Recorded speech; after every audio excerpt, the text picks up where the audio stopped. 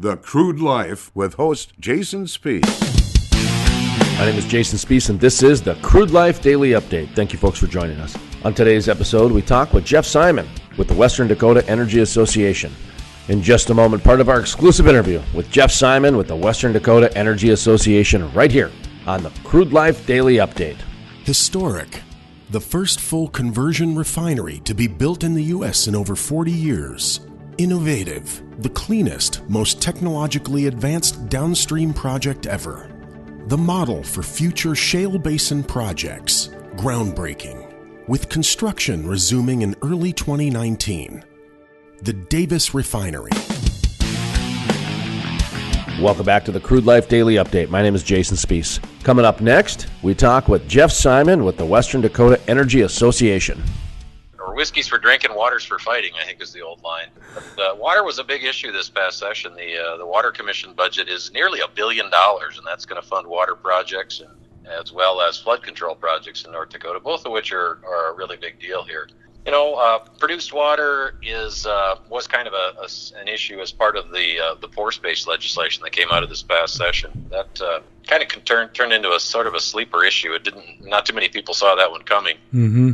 I mean, what it amounts to is a Supreme Court decision in 2017 took into consideration legislation that was passed in 2009 that dealt with, actually it was contemplating, the idea of carbon sequestration, the whole CO2 storage idea. And it took a look at that in the context of oil and, produced water, wastewater disposal wells, and potentially pulled into play the prospect of requiring oil companies to compensate landowners for oil that is discharged or re-injected back into the same unit from which it's produced, which, it's a long-standing kind of common law sort of thing that companies are allowed to do that.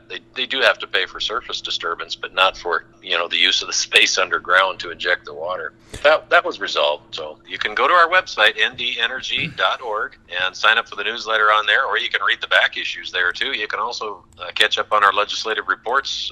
They're all posted online as well to kind of recap it for yourself. But we're just going to continue looking out for the cities, counties, school districts, townships that are impacted by energy development in the western part of the state. That's our job. To listen to the full-length interview with Geoff Simon with the Western Dakota Energy Association, or to check out other exclusive interviews, visit thecrudelife.com. That's thecrudelife.com. Check out our social media pages, 350,000 plus energy enthusiasts at thecrudelife.com. Click on the social media tab.